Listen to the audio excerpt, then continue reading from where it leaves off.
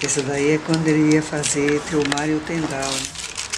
Mas não é uma locação do Entre o Mar e o Tendal, mas é a abertura dele. A minha mãe que sempre acompanhava ele em tudo. Eu também, viu? Eu era menina, mas acompanhava. Olha nós aqui. Silvio, Ieda e eu. Olha que bonitinho. Oh. Eu era muito brava, era uma menina muito brava.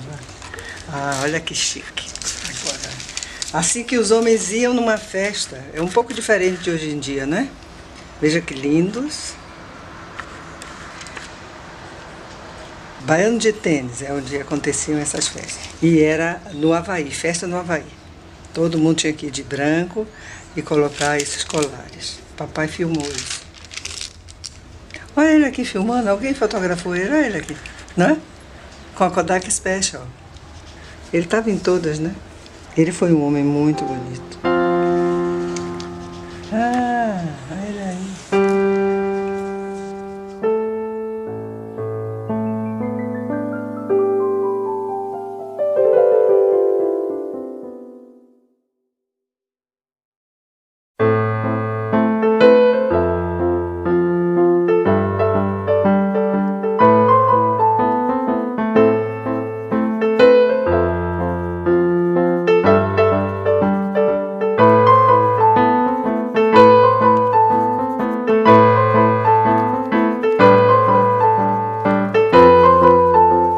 Quando tudo passar, eu vagarei pelos ermos com um tripé dos meus sonhos.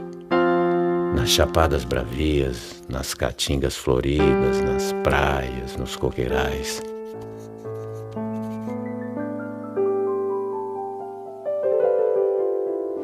Olha, falar de Alexandre é falar de muitos homens, porque Alexandre não foi uma coisa só, né? Em primeiro lugar, ele foi meu pai.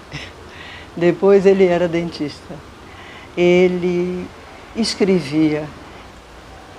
Ele tinha o seu radioamador que se interessava, ele fazia pequenas peças de ouro, de escultura e ourives.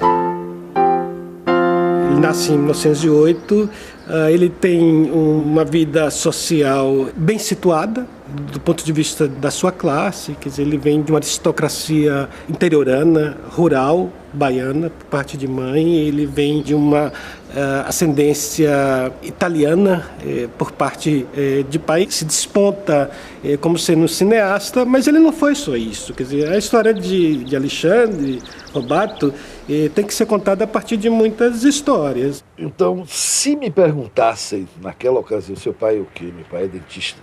Meu pai é professor. Depois é que ele dizer que ele era cineasta. É um casamento. Veja que linda, linda, linda, linda. Robato chiquérrimo, né? Que lindo. O casamento teve que ser feito às 4 da tarde para ter sol para filmar.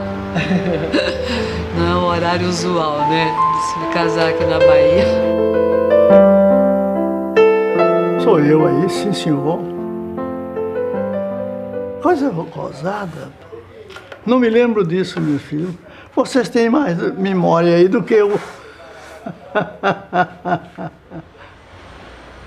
Agora, a clássica foto com champanhe, tomando champanhe. Silvio! Alto, magro, louro, com cara de alemão. Depois ficou a cópia de meu pai. É um contexto muito, entendeu, que é da classe, da burguesia baiana na época. Ele era um dos poucos da classe média que frequentava o Baiano de Tênis, o Yacht Clube, a Associação Atlética da Bahia, o Palace Hotel, não sei o quê. E, no entanto, ele era apaixonado pela cultura popular. Naquele tempo não era bonito ser negro. E meu pai achava muito lindo, tanto que fez vários filmes sobre isso. E essa geração é uma geração que eu não sei quem começou exatamente, Jorge Amado escrevendo, meu pai pintando, Mário Cravo, Gênero Augusto, veio gente de fora também para cá, né? O Robato filmando, que aqui na Bahia quem filmava era Robato, né? Ele tinha uma paixão muito grande pelos hábitos baianos, né, os costumes, e o fato dele ser originário do Recôncavo, né? A mãe dele era da Salbara, então ele tinha conhecimento disso. Era a vela, era o peixe, era a igreja. Isso tudo estava impregnado nele e ele poderia ter escrito, mas ele tinha acesso à máquina e resolveu se expressar através de um meio que era uma coisa raríssima, né? Se vocês estão dando toda a importância a alguém que fazia cinema naquela época, é que só tinha ele e mais uns 2 ou 3, né?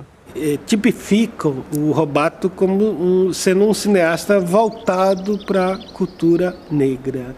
Isso é muito curioso, porque acho que não é uma perspectiva muito do exotismo. Há, de fato, uma vontade de conhecer que talvez seja própria a essa curiosidade intelectual local.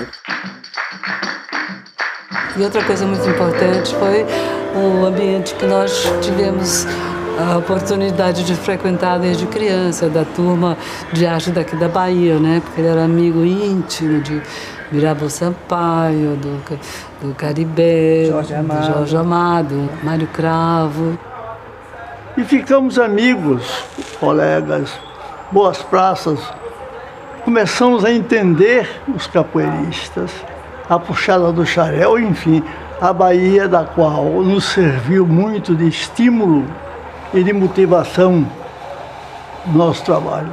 Eles tinham, eu diria, um olhar novo, muito diferente do que era o olhar antigo sobre a Bahia.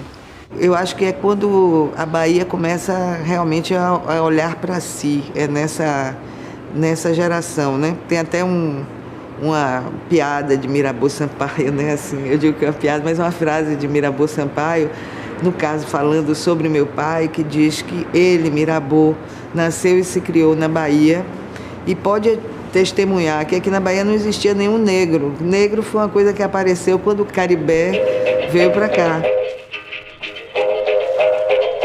As capoeiras aconteciam nas praças, nas festas de largo.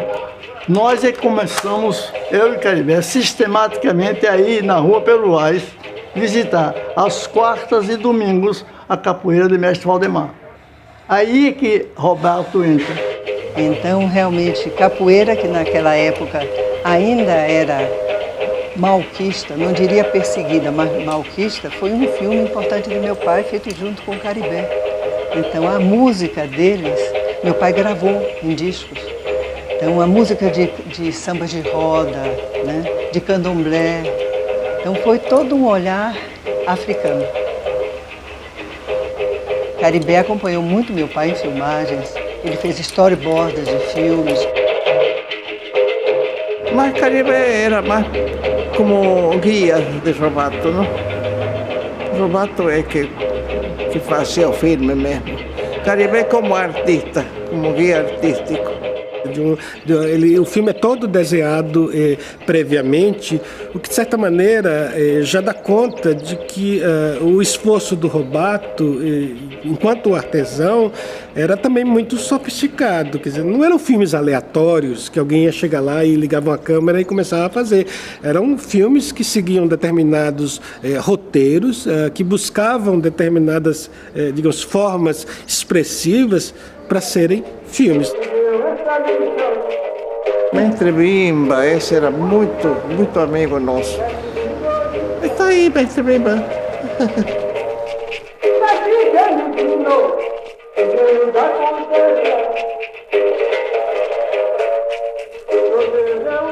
Capoeira. Isso aí meio capoeira do tempo do Império. É isso aí.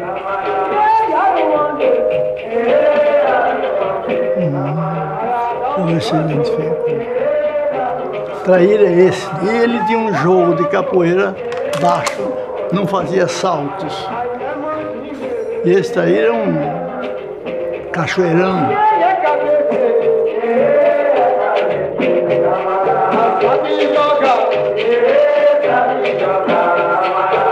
Isso é que é a demonstração da excelência do capoeirista. Não pode. Ele compra um brinquedo, mas não pode sujar a roupa do outro. É a coisa mais escrota que se diz se você for jogar, comprar uma brincadeira e passar o pé e sujar o outro. É um negócio. São sutilezas desse tipo, essa aí, tá vendo aí? Tem que fazer tudo com chapéu e sem sujar.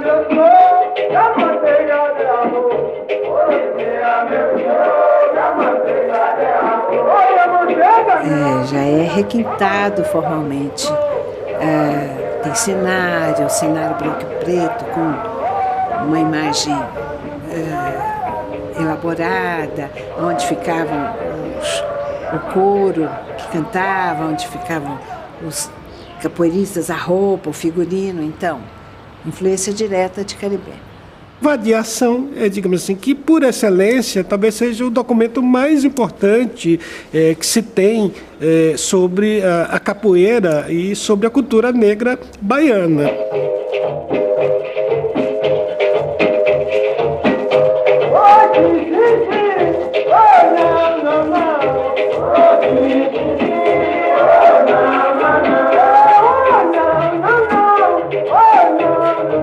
Nos anos 30, Robato começou a fazer filmes sobre saneamento, rede de esgotos. Ele filmava registros sem uma articulação narrativa. Nos anos 40 é que ele começa a fazer filmes mais elaborados, onde já havia uma montagem, já havia um sentido descritivo como documentário. Considerando isso, começa a história do cinema baiano com Alexandre Robato Filho, que é considerado o grande pioneiro do cinema baiano. No começo do ciclo baiano de cinema, ele já era um homem de quase 50 anos de idade. Essa gente que estava começando a fazer cinema é gente muito jovem, é gente de 18 anos, 20 anos. Então, há uma distância geracional. Mas acredito que, provavelmente, os filmes do Robato, em particular, eu acho que Xarel e Entre o Mar e o Tendal, que são filmes belíssimos, que são filmes de 52, 53, têm uma relação direta com esse start do ciclo de cinema baiano em 55. É impressionante o que o Glauber praticamente não tenha feito referência aos filmes do Robato. Revolução do Cinema Novo não tem nada, nem outros escritos também eu não me lembro de nada em particular, mas a influência de Xarel, Entre o Mar e o Tendal e em Barravento, ela é patente. Você tem sequências iguais. E papai ficou zangado, não gostou disso. Xarel é lindo, é emocionante, me reporta tudo, a questão da fotografia, da beleza estética em si, e a lidar com aquela gente, com aquela comunidade, com os detalhes, as expressões. O Dr. Robato tinha uma coisa muito bonita, ele ia no detalhe do rosto de uma pessoa que estava ali só olhando. Desse filme ele fez duas versões, uma chama Entre o Mar e o Tendal. O Tendal é o lugar onde eles, a tenda onde costuram as redes. As redes eram todas de linha, uma espécie de um caruá, e o próprio peixe danificava. Eles tinham que, o pescador passa a vida inteira entre o mar e o Tendal, daí tem essa coisa. Depois ele fez uma versão mais compacta, esse era um filme de 20 minutos, que chama de Xarel.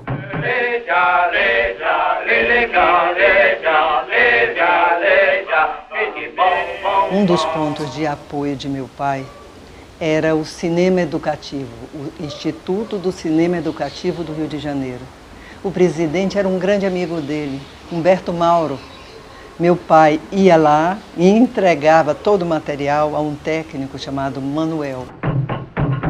Esse homem tornou-se grande amigo do meu pai e foi ele que cuidou, gerenciou o processo de revelação desses filmes, de receber, de mandar, além do cinema educativo ter sido um freguês contumaz, tudo que meu pai fazia, eles compravam a cópia, eles facilitavam o uso e ainda remuneravam por esse equipamento. Robato era um artesão, quer dizer, e como artesão ele foi se esmerando progressivamente, foi aprendendo a fazer filmes. Tem filmes deles que têm até deficiências técnicas, mas você vê que progressivamente ele vai se sofisticando tecnicamente, esteticamente.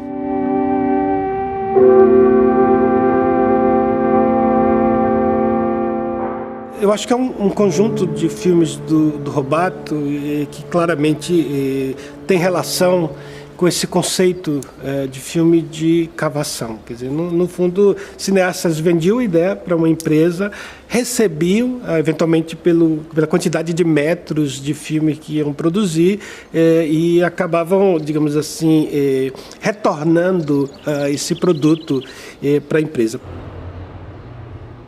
Mas se você olha agora, você vê que era um artístico também esse, né? Hoje você pega um filme dele sobre o cacau, você vê coisas que você fica assim, o cacau sendo carregado em caçoais de jegues assim enormes. A Fazenda Ovesp está equipada com as mais modernas instalações para o preparo, fermentação e secagem do cacau.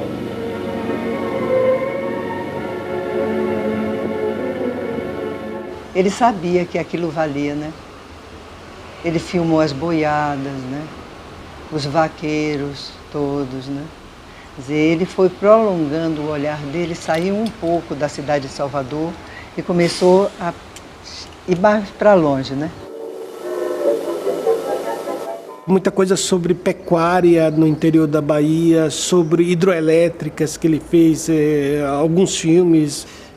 Filme sobre Rui Barbosa, como ele fez, é um filme, do ponto de vista histórico, assim, da maior importância. Há um único documento que existe que mostra quando retornou os restos mortais do Rui Barbosa para ser depositado aqui no Fórum Rui Barbosa.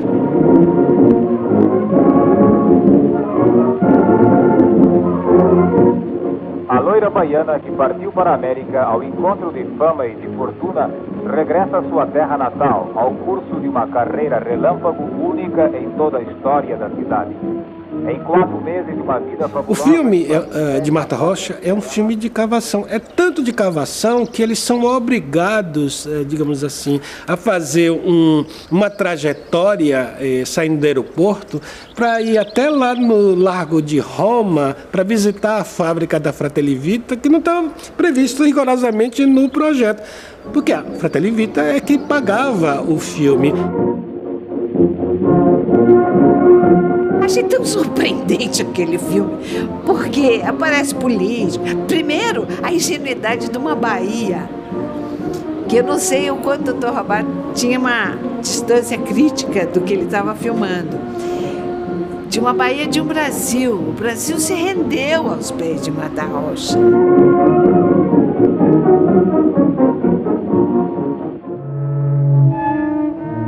Os 2 últimos filmes, que são, na verdade, dirigidos pelo Silvio, que é o Invenções e que é o Igrejas.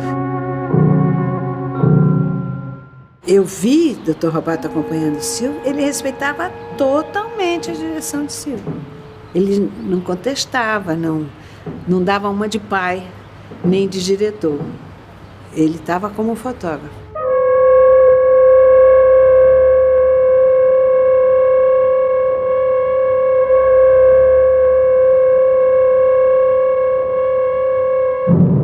E depois Silvio fez Invenções, que foi uma recriação do espetáculo meu coreográfico.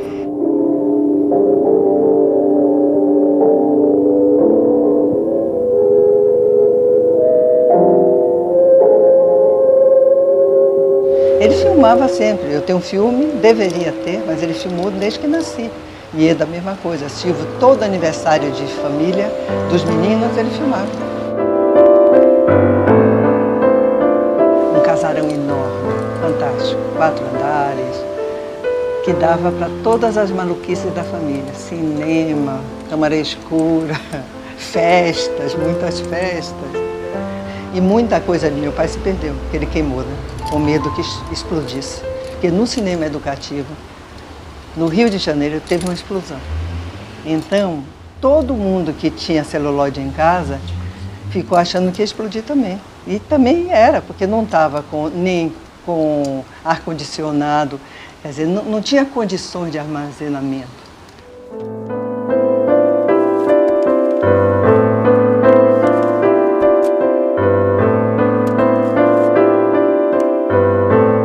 Ele explicava assim: o cinema virou uma indústria.